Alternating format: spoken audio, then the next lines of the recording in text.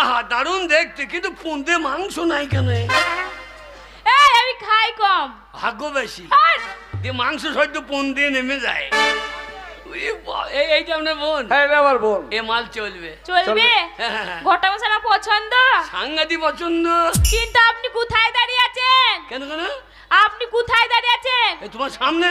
সামনে মানে?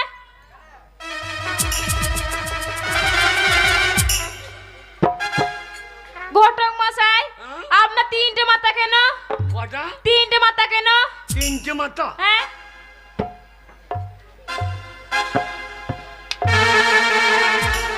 ওই আমার তেয়া মাথায় জন্ম হয়েছিল, ও, দিয়ে তিন দিকে মাথা বেরিয়ে গিয়েছে। এ কান্না না কি রে?